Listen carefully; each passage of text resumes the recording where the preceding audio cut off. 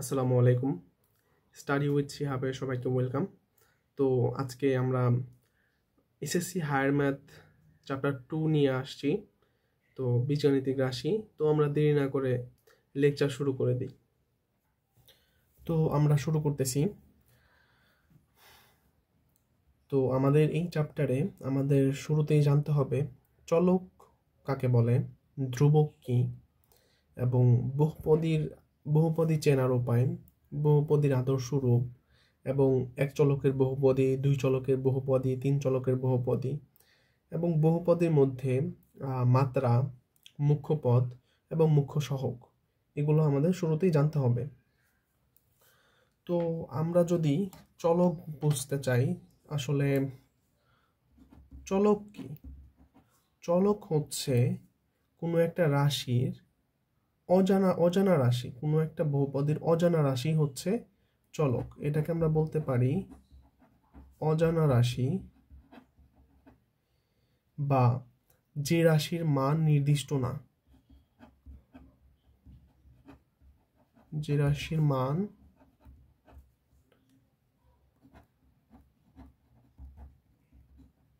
নির্দিষ্ট না। তাহলে ধ্রুবক কি? ধ্রুবক হচ্ছে আমার জানা রাশি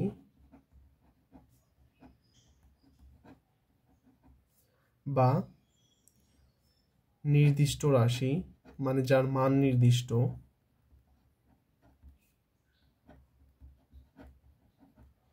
বা চলক বর্জিত রাশি।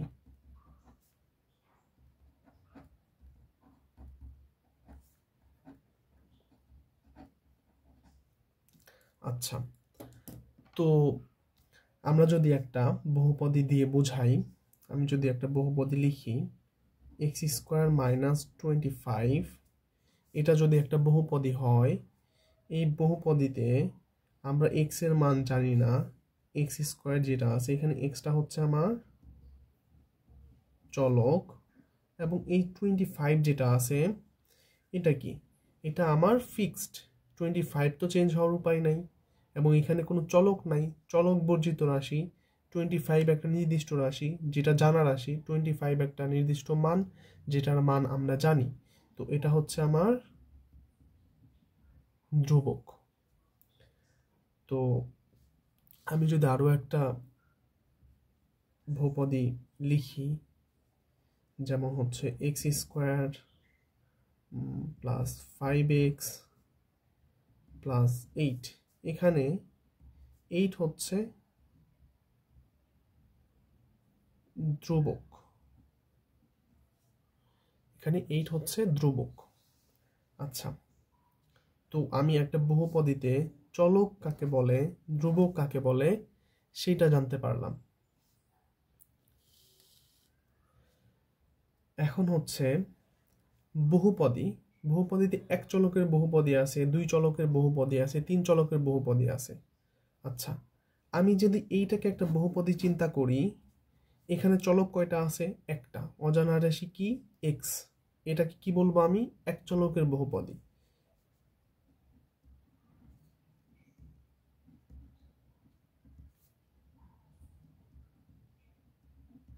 এক চলকের বহুপদীতে অজানা রাশি কয়টা?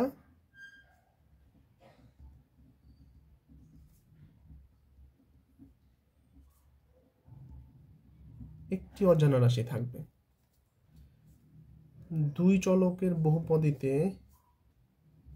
অজানা রাশি থাকবে দুইটি। তিন চলকের বহুপদীতে অজানা রাশি থাকবে তিনটি। আচ্ছা, তো আমি সবগুলোর যদি একটা একটা করে উদাহরণ দিই, এক চলকের বহুপদী হচ্ছে, আমি কি লিখতে পারি? x³ + 3x² + 9x + 2, এটা এক চলক। আমি যদি আরেকটা বহুপদী লিখি x² + y² + 5xy + 9x + 3, এখানে চলক আছে কয়টা? এক্স এবং ওয়াই, দুইটা। অজানা রাশি দুইটা। তাহলে এটা কয় চলকের বহুপদী হবে? দুই চলকের বহুপদী হবে। এরপরে আমার তিন চলকের বহুপদীতে চলক থাকবে কয়টা? তিনটা। আমি যদি এরকম লিখি X square plus Y square plus Z square plus 3xyz plus 5, এইটা হচ্ছে তিন চলকের বহুপদী। এখানে চলক আছে কয়টা? তিনটা। এক্স ওয়াই জেড, এটা তিন চলকের বহুপদী।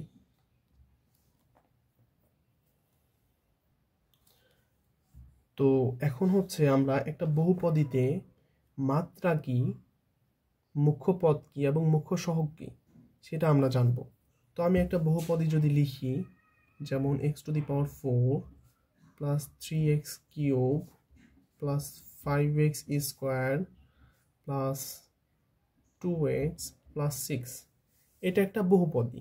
আচ্ছা, তো এই বহুপদীতে মাত্রা কত হবে? মাত্রা হচ্ছে সর্বোচ্চ সূচক, সূচক বা পাওয়ার। সূচক বা পাওয়ার হচ্ছে যেইটা সর্বোচ্চ থাকবে সেইটা হচ্ছে বহুপদীটার মাত্রা। তো এই বহুপদীর মাত্রা হবে 4, সর্বোচ্চ সূচক,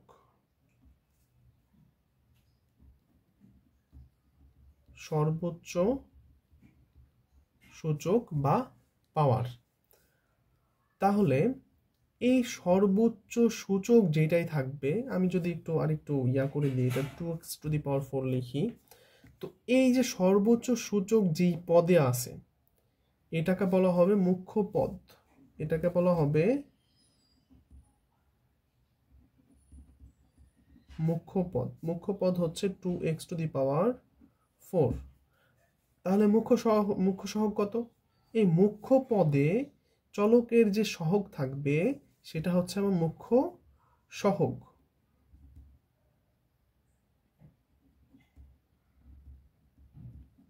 এখানে মুখ্য সহগ 2। তো আশা করি এ পর্যন্ত বোঝা গেছে।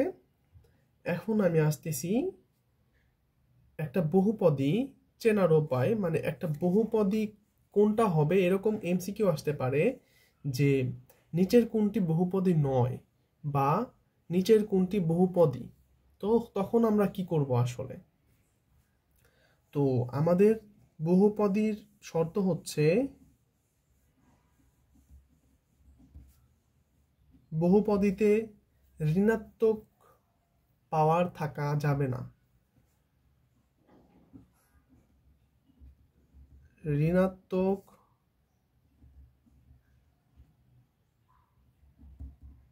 পাওয়ার বা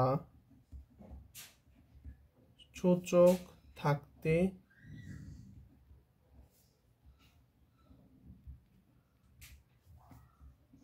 পারবে না। আচ্ছা, তো এটা হচ্ছে আমার বহুপদীর একটা শর্ত। তো আমি কিছু বহুপদী লিখি, বহুপদী লিখবো এবং বহুপদী না এরকম অনেক দু একটা জিনিস, দু একটা রাশি লিখবো, সেখান থেকে আমি বুঝে যাব। তো আমি যদি এরকম একটা লিখি x² প্লাস 3x প্লাস 2, আবার আরেকটা যদি লিখি x² plus 3x plus 2/x। তো এইখানে আমি যদি এইটাকে আবার আরেকটু মডিফাই করে লিখি, এটাকে কি লেখা যায়? x² plus 3x plus 2x inverse 1।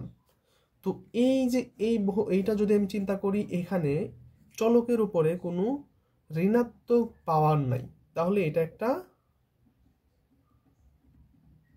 বহুপদী। আর আমি যদি এইটা চিন্তা করি, এখানে একটা চলকের উপরে ঋণাত্মক পাওয়ার চলে আসছে, তো যেহেতু ঋণাত্মক পাওয়ার চলে আসছে তাহলে এটা আমার বহুপদী হবে না, এটা বহুপদী নয়। আচ্ছা, আমি যদি আরেকটা লিখি x³ ডিভাইডেড বাই x², আবার আমি যদি এরকম লিখি square divided by X cube, এই দুইটা আসলে কি হবে, এটাকে কি লেখা যায়, এক্স 3 - 2 মানে এক্স থাকে শুধুমাত্র, তো এটা একটা বহুপদী। আর এটাকে যদি আমি একটু সাজায় লিখি, এক্স 2 - 3 মানে এক্স ইনভার্স 1 আসে, পাওয়ার ঋণাত্মক চলে আসছে, তো এটা বহুপদী নয়। আচ্ছা, তো আমাদের একটা ধারণা আছে হচ্ছে যে বহুপদী মানে হচ্ছে আমার একের অধিক পদ থাকবে, কিন্তু আরেকটা শর্ত আছে যে বহুপদী মানে হচ্ছে এক বা একের অধিক পদ। তো এখানে আমার পদ আছে একটা, তো এটাও আসলে একটা বহুপদী। বহুপদী মানে হচ্ছে এক বা একের অধিক পদ, কিন্তু অবশ্যই সেই পদে ঋণাত্মক পাওয়ার থাকতে পারবে না, অঋণাত্মক পাওয়ার থাকতে হবে। তো এইখানে আমার একটা পদ আছে, কিন্তু এখানে আমার ধনাত্মক পাওয়ার আছে, এখানে কি আছে, 1 আছে, তো এটা আমার একটা বহুপদী। আর এখানে যখন আমি আসতেছি, এটাতে হচ্ছে আমার পদ একটা আছে, কিন্তু আমার পাওয়ার কত, -1, যেটা একটা ঋণাত্মক সংখ্যা। তো ঋণাত্মক পাওয়ার যেহেতু চলে আসছে, তো এটা আমার বহুপদী নয়। এরপর আসতেছে বহুপদীর গুণ। আমি যদি দুইটা বহুপদী গুণ করি, x² + 2 এবং x + 1, এটা আসলে গুণ করলে কত হবে, x³ + x² + 2x + 2, এটা হইল। তো দুইটা বহুপদী গুণ করলে সেই গুণফলের মাত্রা, সেইখানের মুখ্য পদ এবং মুখ্য সহগ কত হবে আসলে, এটা আমরা কিভাবে বের করব। তো এখানে দুইটা খুবই সিম্পল, মানে ছোট বহুপদী আমি লিখছি, এজন্য আমি দুইটা গুণ এক লাইনে করতে পারতেছি, এবং সেখান থেকে আমি এই গুণফলের যে মাত্রা, এখানে মাত্রা হচ্ছে 3, আমার মুখ্য সহগ হচ্ছে এই মুখ্য পদের সহগ মানে 1, তো এটা আমি বের করতে পারতেছি। কিন্তু আমার বহুপদী দুইটা যদি একটু বড় হইতো, তখন আমি কি করতাম আসলে, তো তখন আমার এরকম গুণ করতে গেলে তো অনেক সময় লেগে যেত। তো আমার এই জন্য একটা ছোটখাটো শর্টকাট আছে, এই দুইটা বহুপদীকে আমি যদি একটাকে px বহুপদী বলি, আরেকটাকে qx বহুপদী বলি, তো এই দুইটা বহুপদী qx px বহুপদী, তাহলে এইখানে px মাল্টিপ্লাই qx, এটা একটা বহুপদী হবে, এই বহুপদীর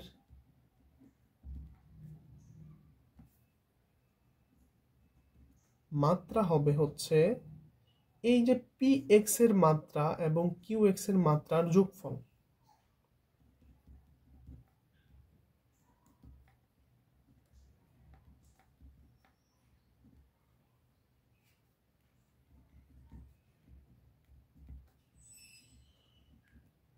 আমি যদি এগুলার এখানে ডান পাশে মাত্রা লিখি, এখানে মাত্রা কত পাইলাম, 3,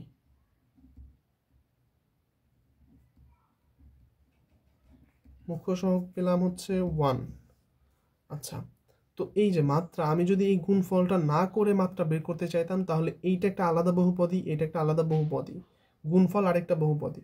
তো এই বহুপদীটার মাত্রা ছিল 2, এই বহুপদীটার মাত্রা ছিল 1, তো 2 + 1 3। আর মুখ্য সহগ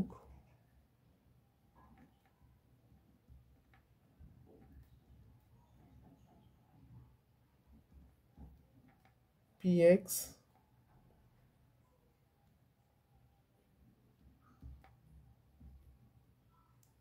এর মুখ্য সহগ গুণন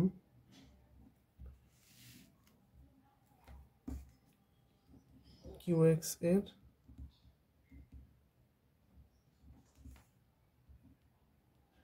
মুখ্য সহগ। তো মুখ্য সহগ যদি এই দুইটা বহুপদীর গুণফল আরেকটা বহুপদী, তো গুণফলের মুখ্য সহগ যদি যখন বের করব, তো এই px এর মুখ্য সহগ গুণন qx এর মুখ্য সহগ, এখানে px এর বা প্রথম বহুপদীর মুখ্য সহগ ছিল 1, দ্বিতীয়টারও মুখ্য সহগ ছিল 1, তো 1 1s are 1, তো এখানে 1 পাওয়া গেল। তো বহুপদীর গুণ আমরা বুঝতে পারলাম।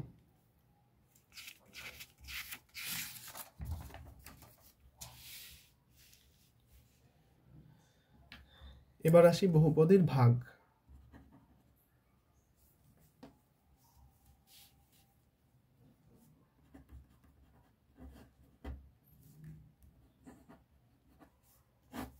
বহুপদীর ভাগ, আচ্ছা, তো একটু আগে যা যা করলাম ঠিক সেম ভাবে দুইটা বহুপদীর ভাগ করার পরে আমার ভাগফলের মাত্রা এবং মুখ্য সহগ বের করতে বলতে পারে।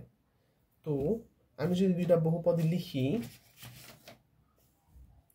ধরলাম 4x³ plus 2x² plus 3 divided by x² plus 3, এই ভাগফলের মুখ্য সহগ কত হবে এবং মাত্রা কত হবে? তো এইখানে আমাদের মাত্রা হচ্ছে ভাগের ক্ষেত্রে মাত্রা, এটাকে যদি আমি px চিন্তা করি, এটাকে যদি qx চিন্তা করি, তো px এর মাত্রা মাইনাস qx এর মাত্রা মাইনাস হবে, গুণের সময় প্লাস হইছে, এখন মাইনাস হবে।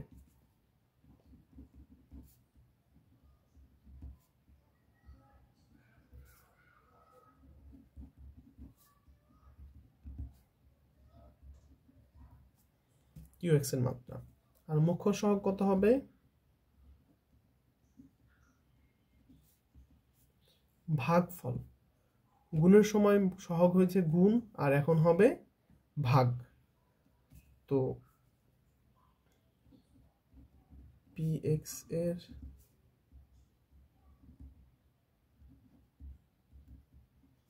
মুখ্য সহগ ভাগ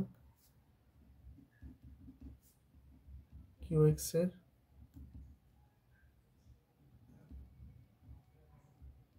সহগ। তো এটার মাত্রা হবে হচ্ছে 3 - 2 সমান 1, আর মুখ্য সহগ হবে 4/1,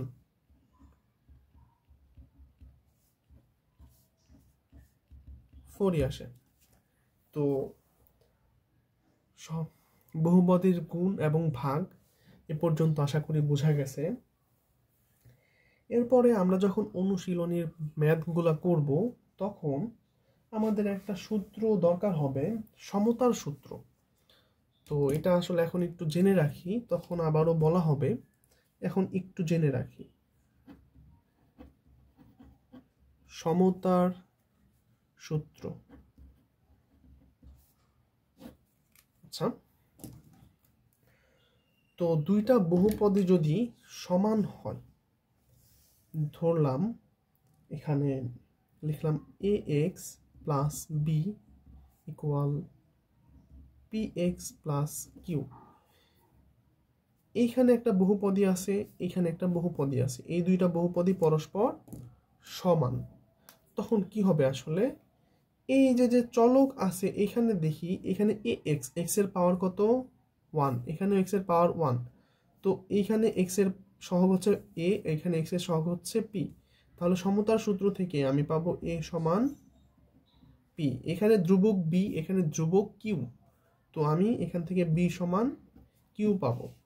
আমি যদি আরো দুইটা লিখি, ধরলাম ax² plus bx plus c equal px² plus qx plus r, এরকম যদি হয়, তাহলে এখানে x², এখানে x² এর সহগ এখানে a, এখানে p, তাহলে a সমান p হবে, এখানে x এর সহগ b, এখানে x এর সহগ q, তো b সমান q হবে, এখানে ধ্রুবক c, এখানে ধ্রুবক r, তো c সমান r হবে। এটা হচ্ছে আমাদের সমতার সূত্র। তো আমাদের আজকের লেকচার 1 এ পর্যন্তই থাকবে। লেকচার 2তে হচ্ছে আমরা চারটা যে প্রতিজ্ঞা আছে, প্রতিজ্ঞা 1, 2, 3 এবং ওই রিলেটেড প্রবলেমগুলো সলভ করতে থাকবো। তো আমরা লেকচার 2তে প্রতিজ্ঞা নিয়ে আসব। তো বহুপদীর লেকচার 1 এ পর্যন্তই থাকবে আসলে। সবাইকে ধন্যবাদ ক্লাস করার জন্য, এবং সবাইকে আসলে চ্যানেলটি সাবস্ক্রাইব করে রাখার জন্য অনুরোধ থাকবে, এবং পরবর্তী ক্লাসের জন্য notification button bell icon click করে রাখতে হবে। তো আজকে এ পর্যন্তই থাকবে। সবাইকে ধন্যবাদ। আল্লাহ হাফেজ।